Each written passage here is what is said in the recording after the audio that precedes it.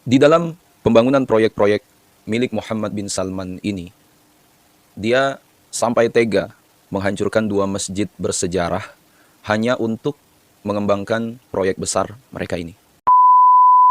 Welcome back to my channel. Save your knowledge. Allahumma salli ala Muhammad. Save your knowledge. Allahumma salli ala Muhammad. Assalamualaikum. Alhamdulillahillazi an'amana bi ni'matil iman wal islam wa nusalli wa nusallimu ala khairil anam sayyidina Muhammad wa ala alihi washabbihi ajmain amma ba'du. Pembahasan kita hari ini, kita akan membahas tentang Arab Saudi atau Uni Emirat Arab gitu ya. Ini ada sebuah fenomena yang dimana cukup menakutkan mungkin terusus bagi umat muslim nih. Mungkin buat teman-teman yang beragama Kristen atau dari Hindu atau agama Buddha atau agama apapun ya yang di luar agama Islam, mungkin bisa menjadikan konten kali ini sebagai informasi tambahan aja buat kalian. Karena ya mungkin memang pembahasannya tidak sesuai dengan keimanan yang kalian anut, tetapi setidaknya menjadi informasi barulah ya untuk teman-teman yang non-muslim. Oke, kita akan membahas tentang bagaimana perubahan dari Arab Saudi dan juga Uni Emirat Arab sebagai negara terkaya, negara penghasil minyak terbesar di dunia, dan sebagai negara yang mungkin bisa dikatakan masuk ke dalam kategori negara sejahtera gitu ya. Sekarang ini banyak sekali perubahan yang dialami oleh negara besar yang satu ini. Ditambah lagi dengan aturan-aturan baru yang benar-benar bisa dikatakan banyak menentang akidah, banyak menentang syariat Islam, dan juga banyak menentang aturan-aturan lama yang ada di negeri Arab Saudi, di negeri Arab sendiri. Ya. Arab itu sebagai produsen minyak bumi terbesar atau hasil bumi terbesar di dunia sekarang. Ya. Malah memperingatkan tentang menipisnya kapasitas di seluruh sektor energi lantaran produk mereka itu telah diborong. Ya, dikarenakan konflik antara Rusia dan Ukraina terjadi. Menteri Saudi yaitu Pangeran Abdul Aziz bin Salman itu sampai-sampai mengeluarkan sebuah statement atau kalimat yang bunyinya kayak gini. Saya sudah sangat tua, tetapi saya belum pernah melihat kejadian seperti ini. Ya, dan dia mengatakan atau berstatement seperti ini ketika dia menghadiri pertemuan PIC atau OPEC di Abu Dhabi pada Selasa 10 Mei tahun 2022. Ya, dan menurut dia, dunia harus mulai sadar terhadap kenyataan yang ada kalau dunia mulai kehabisan pasok energi. Dia juga membahas tentang lonjakan harga minyak yang disebabkan karena kurangnya investasi pada industri produksi dan juga industri penyulingan gitu ya.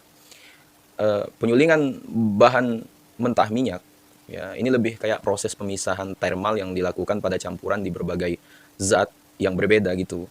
Ya, jadi memisahkan antara zat-zat yang terkandung di dalam minyak mentah. Biasanya kan harus diolah lagi tuh, jadi aspal, jadi bensin, jadi premium, jadi pertamax, ya itu beda-beda tuh. Karena kan beda jenisnya, beda oktannya. Ya. Nah, kita akan membahas nih ya tentang kepanikan dari Arab Saudi ini serta kebijakan-kebijakan yang diambil atau langkah-langkah yang diambil untuk menyelamatkan negara Arab oleh pemimpin-pemimpin barunya yang kontroversial. Nah, langsung saja kita bahas. Di dalam kejadian ini, ya di dalam fenomena menipisnya pasokan minyak dunia ini, ya, negara-negara anggota OPEC plus, ya, jadi ini merupakan negara-negara penghasil minyak bumi atau pengekspor minyak bumi ya, yang di dalamnya itu kebanyakan diisi oleh negara-negara Arab. Mereka ya mengatakan mereka tidak akan bisa menjamin pasokan minyak untuk dunia ini akan tetap cukup. Nah, bahkan negara-negara produsen penghasil minyak ini ya, telah menghabiskan investasi miliaran dolar Amerika Serikat untuk meningkatkan kapasitas minyak mentah yang bisa dipergunakan untuk seluruh dunia hingga 2 juta barel itu per hari hingga akhir dekade ini. Jadi mereka tuh ya sudah berusaha banget gitu. Jadi kebutuhan energi semakin besar, apalagi ditambah dengan pandemi waktu itu, terus juga perang Rusia Ukraina. Negara-negara seperti Amerika Serikat dan juga Eropa telah menekan negara-negara produsen penghasil minyak mentah ini untuk semakin meningkatkan pasokan mereka. Ditambah lagi semenjak Presiden Putin itu diberi sanksi oleh banyak negara di Uni Eropa dan Amerika Serikat. Ya, dia tidak lagi menjual minyak mereka atau minyak Rusia kepada negara-negara tersebut. Ya, alhasil negara-negara dunia Eropa alias negara-negara Barat dan Amerika itu beralih ke minyak milik Arab Saudi, dan pada kenyataannya negara-negara Arab produsen minyak mentah sekarang malah kelabakan ya, karena pasokan energinya semakin menipis. Dan untuk saat ini ya, pendanaan oleh para pemegang saham dan juga pemerintah itu malah mendorong peralihan energi dari bahan bakar fosil alias minyak bumi menjadi ke energi yang terbarukan ya, yang ya seperti yang kita tahu ya, sekarang semua mobil-mobil pada pakai listrik.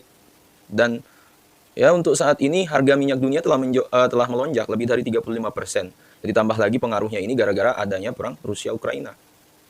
Nah, menipisnya pasokan atau ketersediaan minyak mentah atau minyak bumi milik Arab Saudi dan Uni Emirat Arab ini membuat putra mahkota dari Arab Saudi yang bernama Muhammad bin Salman akhirnya mencoba untuk menyelamatkan keuangan Arab ya, sebagai negara yang makmur, negara yang besar, dan negara yang kaya itu ya. Karena memang selama ini pendapatan terbesar dari negara-negara Arab ya atas ketersediaan minyak mentah mereka ya, dikarenakan cadangannya mulai menipis ya, akhirnya mereka mulai berpikir untuk mendapatkan sumber pendapatan baru atau mencari cara agar mereka tetap menjadi negara yang kaya raya. Nah, salah satu hal atau salah satu kebijakan yang dibuat oleh putra mahkota Arab Saudi yaitu Muhammad bin Salman dengan membuat banyaknya proyek-proyek besar untuk menggantikan pendapatan mereka dari cadangan minyak yang mulai menipis. Dia berniat untuk menjadikan Arab Saudi sebagai negara hiburan. Jadi ini kurang lebih kayak Amerika Serikat gitu, asabiku semua. Ya, jadi dia ingin pendapatan Arab Saudi itu tetap berjalan lancar ekonominya, tetap stabil, dengan cara menjadikan Arab Saudi ini sebagai negara hiburan. Ya. Ya, sebenarnya ini sudah agak melenceng dari hukum-hukum yang ada di Arab sendiri. Jadi banyak sekali hal-hal yang sebenarnya sudah bertentangan dengan syariat yang dilakukan oleh putra mahkota Arab Saudi ini. Dan banyak yang mengaitkan apa yang dilakukan oleh putra mahkota Arab Saudi yang bernama Muhammad bin Salman ini adalah salah satu tanda-tanda akan datangnya hari kiamat. Sekarang kita akan bahas nih asabiku semua tentang apa sih keterhubungannya kebijakan-kebijakan dari Muhammad bin Salman dengan tanda-tanda kiamat. Nah, sebelumnya saya pengen bahas dulu ya, mungkin ada sebagian teman-teman dari agama lain atau di luar agama Islam yang mungkin di agama kalian tidak mengimani soal hari akhir atau hari kiamat. Jadi ibaratkan ya ada sebagian agama yang mungkin tidak percaya gitu dengan adanya hari kiamat gitu ya. Cuma di sini saya menjelaskan sesuai dengan pemahaman saya sebagai seorang muslim nih. Hari akhir atau hari kiamat ini merupakan salah satu kepercayaan di dalam rukun iman. Fenomena-fenomena atau pertanda-pertanda tentang akan datangnya hari kiamat atau dengan kata lain akan datangnya hari akhir gitu ya, itu banyak sekali terlihat di Arab Saudi. Berbagai tanda yang terjadi itu dipercaya oleh umat muslim sebagai tanda yang natural. Antara lain salah satunya adalah turunnya salju di negeri Arab gitu kan, terus juga turunnya salju di kawasan Tabu. Terus juga adanya perselisihan politik yang melibatkan anggota pemimpin Hijaz, yaitu pada tahun 2018. Nah, banyak juga tanda-tanda kiamat yang lain yang muncul secara sengaja melalui kebijakan-kebijakan dari pemerintah Arab Saudi sendiri. Padahal di dalam agama Islam telah disebutkan, ya, baik itu melalui hadis ataupun melalui ayat-ayat suci Al-Quran. Ya, itu ya, di sana ya, sudah disebutkan beberapa tanda tentang akan datangnya hari kiamat. Tapi entah bagaimana ceritanya di Arab, sekarang semacam mengabaikan tanda-tanda tersebut. Sebelum kita membahas tentang apa saja gitu ya, tanda-tandanya yang lebih detail ya, tentang persoalan hari kiamat ini, dan terjadi serta munculnya itu di Arab Saudi, kita bahas dulu nih profil ya, atau biografi dari Muhammad bin Salman. Muhammad bin Salman bin Abdul Aziz bin Abdul Rahman As-Saud, dia ini lahir pada 31 Agustus tahun 1985. Dia adalah putra dari Raja Salman bin Abdul Aziz Al-Saud dari istri ketiganya yang bernama Fahdah binti Falah bin Sultan bin Haslin. Ya. Pangeran Muhammad bin Salman ini adalah anak sulung dari Fahdah, dan dia ini merupakan anak ke-8 dan putra ke-7 dari Raja Salman. Muhammad bin Salman memiliki 2 saudara kandung, yaitu Turki bin Salman dan Khalid bin Salman. Muhammad bin Salman ini menempuh pendidikan tinggi atau berkuliah di King Saud University yang berlokasi di Riyadh. Ya, dia mengambil jurusan hukum dan berhasil mendapatkan gelar sarjana hukum itu pada tahun 2007. Ya, jadi pendidikannya cukup bagus itu, dan bahkan ya dia lulus dengan predikat terbaik kedua ya, di kelasnya, dan dia lulus pada usia 23 tahun. Lulus dari masa perkuliahan, lalu Muhammad bin Salman ini memilih jalur untuk berkecimpung di dunia politik. Tepat pada tanggal 15 Desember tahun 2009, ya, Muhammad bin Salman bekerja sebagai penasehat khusus bidang intelijen Gubernur Riyadh di kantor sang ayah, yang saat itu menjabat sebagai Gubernur Riyadh pada tanggal 23 Januari tahun 2015. Muhammad bin Salman ini diangkat atau ditunjuk menjadi Menteri Pertahanan Arab Saudi, kemudian selang 2 tahun tepatnya pada tanggal 21 Juni tahun 2017, Raja Salman menunjuk Muhammad bin Salman sebagai putra mahkota Arab Saudi. Dan sekarang usianya sudah 37 tahun ya. 37, 38 gitu. Ya, Muhammad bin Salman ditunjuk sebagai Perdana Menteri Arab Saudi pada tanggal 27 September tahun 2022. Ya, jadi pangkatnya semakin tinggi di kerajaan Arab Saudi.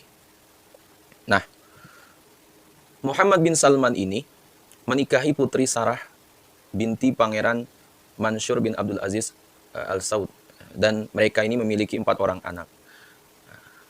Nah, itu dia sedikit profil dari Muhammad bin Salman gitu ya, yang sekarang memiliki kedudukan cukup tinggi di kerajaan Arab Saudi, dan dia inilah orang yang memiliki keputusan-keputusan atau kebijakan-kebijakan yang sangat kontroversial terjadi di Arab Saudi. Nah, sekarang kita akan bahas ya kebijakan-kebijakan yang diambil oleh Muhammad bin Salman yang cukup mencengangkan. Nah, jadi ada beberapa hal ya yang terjadi setelah Muhammad bin Salman ini dipilih sebagai putra mahkota yang sangat berpengaruh di Arab Saudi. Ya, Muhammad bin Salman itu telah melonggarkan beberapa undang-undang moralitas dalam beberapa tahun terakhir di Arab Saudi. Jadi seperti yang kita tahu ya, di Arab Saudi itu peraturannya cukup ketat. Soal moralitas, soal akidah, soal akhlak itu ya. Itu cukup ketat dan mengikuti syariat Islam. Ya. Nah, semenjak Muhammad bin Salman ditunjuk sebagai putra mahkota, dia ini melonggarkan ya, atau membuat aturan-aturan di sana itu menjadi tidak seketat dulu. Ya, termasuk salah satunya yang cukup kontroversial ya, dia mengizinkan wanita untuk mengemudi. Padahal dulunya di Arab Saudi itu dilarang, tidak boleh gitu, seperti yang kita bisa lihat sekarang ya, di Arab Saudi banyak sekali wanita-wanita di sana ya, semenjak aturan larangan mengemudi oleh wanita dicabut itu ya, mereka sekarang banyak sekali di jalan-jalan raya Arab Saudi membawa mobil mewah, bahkan sebagian dari mereka itu tidak mengenakan pakaian khas Arab Saudi dan tampil modis layaknya wanita-wanita Eropa. Kemudian juga ada salah satu kebijakan Muhammad bin Salman yang cukup kontroversial, yaitu mengizinkan perempuan dan laki-laki menonton di bioskop ya, tanpa dipisah. Nah, dulunya di Arab Saudi itu nggak boleh. Ya, lalu sementara itu di Mekah, bahkan ya kota suci Mekah itu ya juga banyak perempuan-perempuan yang keluar rumah ya, tanpa menggunakan pakaian tradisional khas mereka. Jadi sekarang semuanya serba modis. Walaupun mereka memakai hijab, tapi mereka kadang memakai celana yang ketat, yang mana itu cukup dilarang sebelumnya.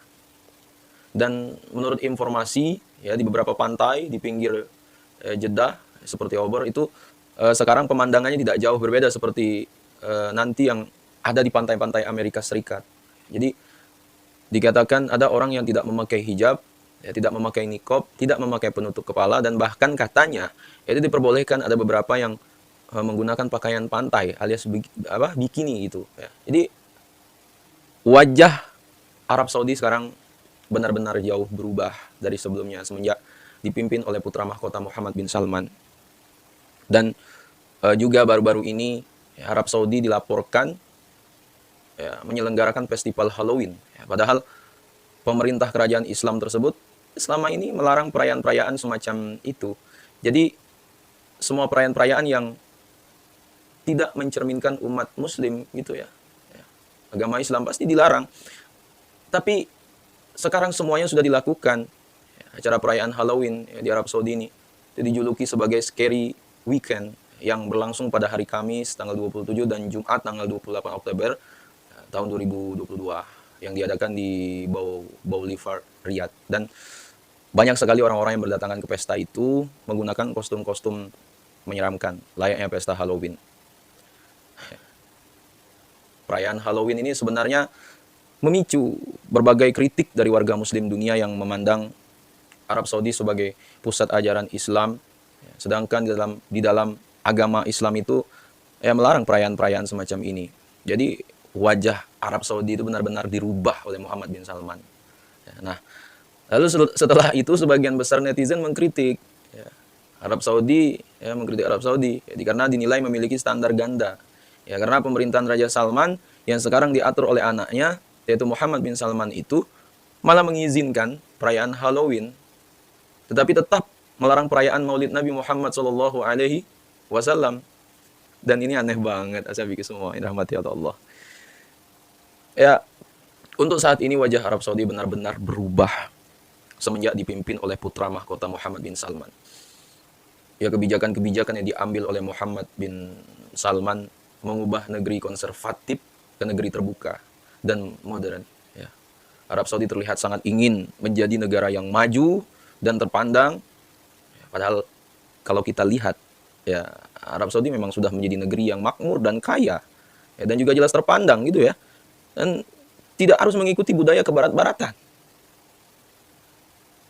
Negeri yang tadinya ramah bagi siapapun agar mereka tahu tentang sejarah budaya keluhuran dan juga tanah di mana pertama kali Islam diajarkan gitu ya. Sekarang benar-benar berubah karena memiliki visi besar di 2030 untuk menjadi di negara dengan proyek-proyek modern. Seperti salah satunya adalah proyek raksasa NEOM.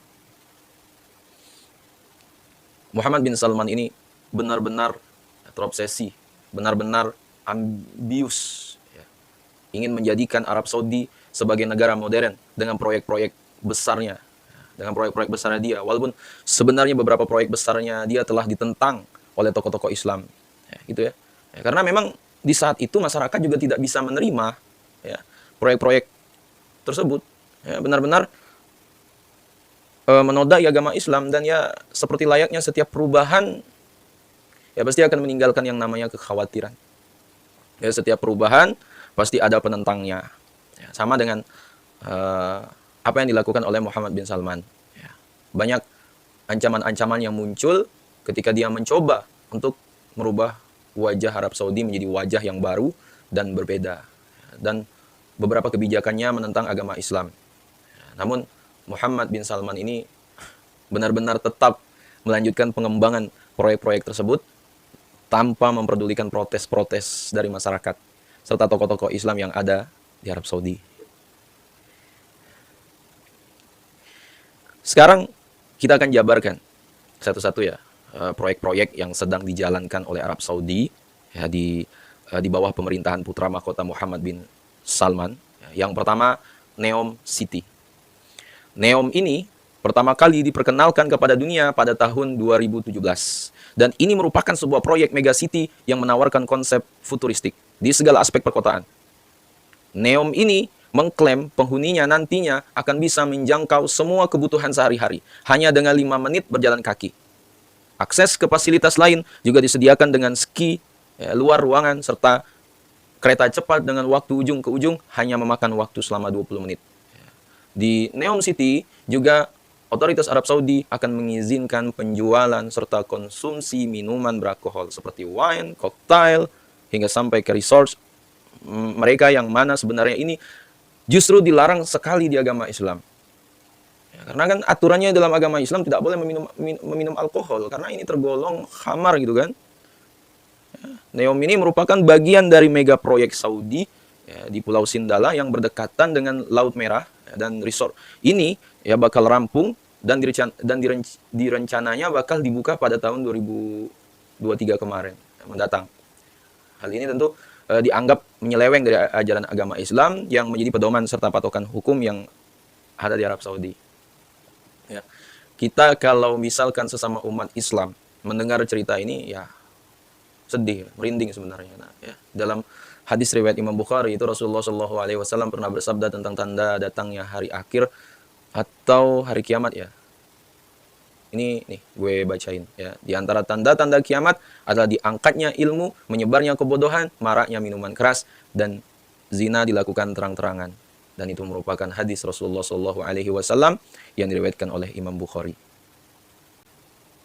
Sebenarnya tanda-tanda seperti ini sudah sangat sering kita jumpai ya sahabatku semua ya. Namun kalau kita melihat kelakuan manusia di daerah-daerah yang di luar Arab seperti di Amerika, mungkin di Rusia, di Cina, atau mungkin justru di Indonesia, mungkin ini masih menjadi hal yang diwajarkan gitu kan. Tapi kalau ini sudah dilakukan di tanah kelahiran agama Islam, ya ini patut dipertanyakan why gitu, ada apa gitu, kenapa bisa sehancur ini itu kan. Karena banyak orang yang meyakini setiap tempat itu harus ada yang disucikan, jadi tidak melakukan kesalahan di tempat tersebut.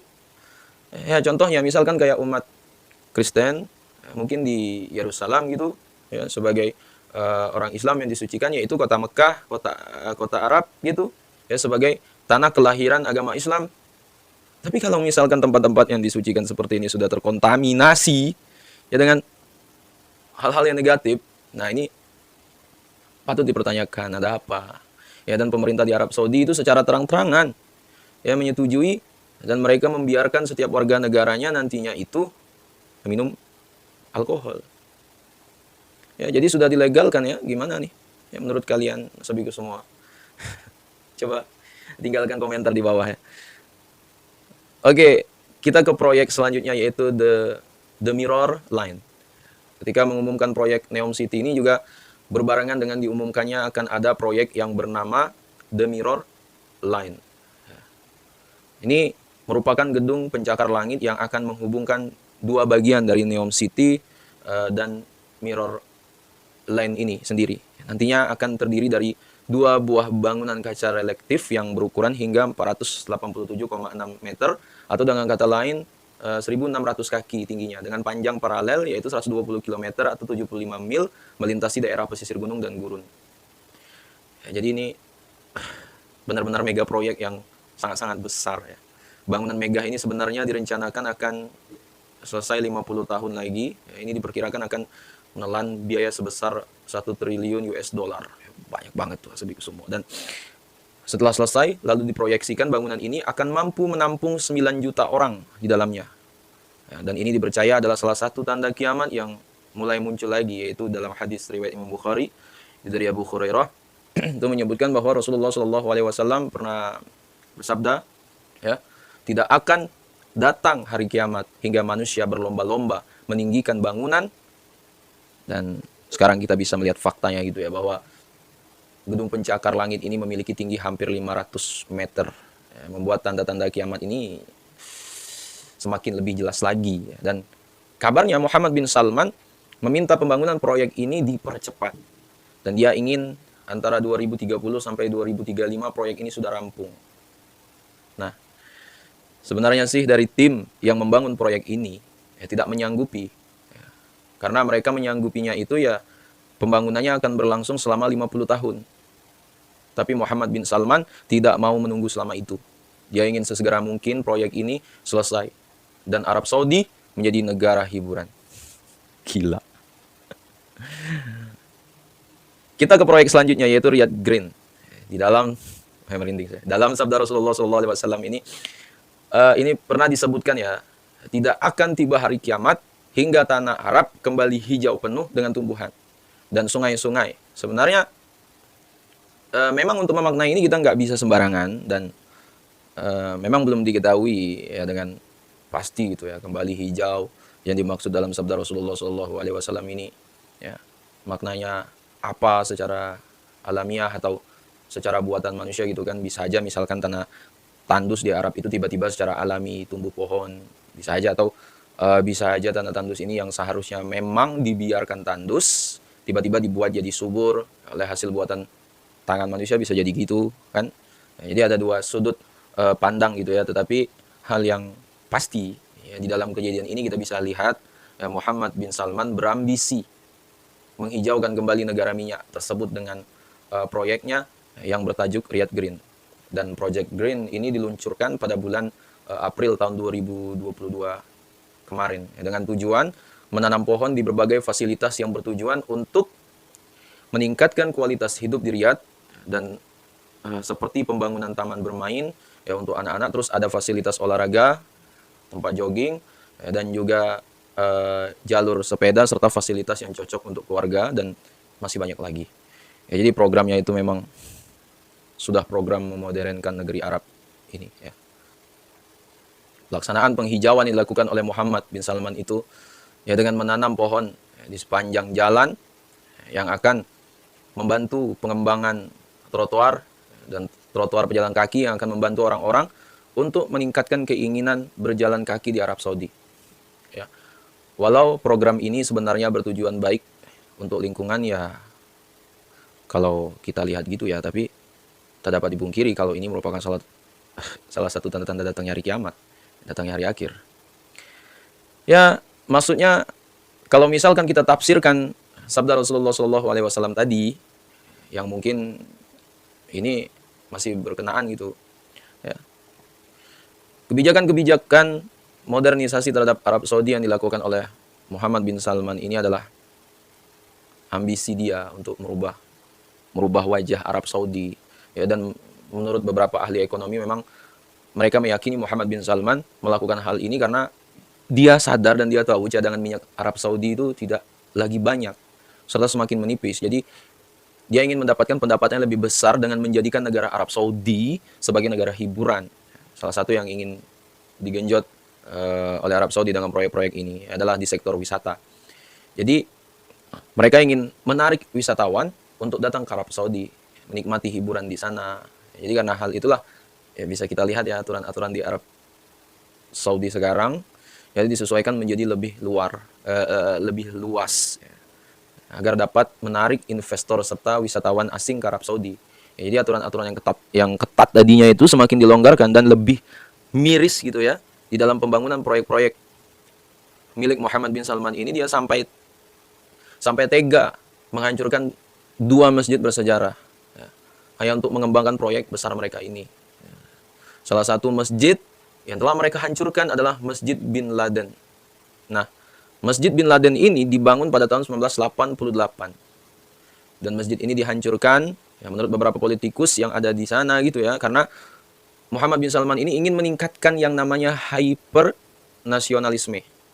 Tujuannya adalah mereka ingin meningkatkan rasa nasionalisme dengan cara menghancurkan bukti-bukti sejarah yang ditinggalkan kerajaan Ottoman. Jadi seperti yang kita ketahui ya, negara Arab Saudinya dulu kan di bawah pemerintahan kerajaan Ottoman gitu kan. Dan Muhammad bin Salman ingin menghapus sejarah itu agar warga negara di Arab Saudi ini lebih cinta dengan Arab Saudi itu sendiri ya, dan menghapus yang namanya sejarah-sejarah keislaman ya. Jadi dia benar-benar ingin membuat keturunan di Arab Saudi ini lebih mengenal yang namanya modernisasi ya. Jadi mereka ingin membuat Arab Saudi itu ke barat-baratan gitu.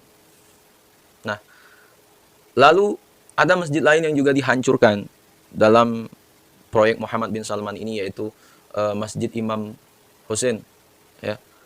Dan pada konferensi internasional di dunia itu Muhammad bin Salman ini mengucapkan sebuah kalimat yang cukup kontroversial ya. Jadi dia bilang gini, saya kira Eropa yang baru adalah Timur Tengah.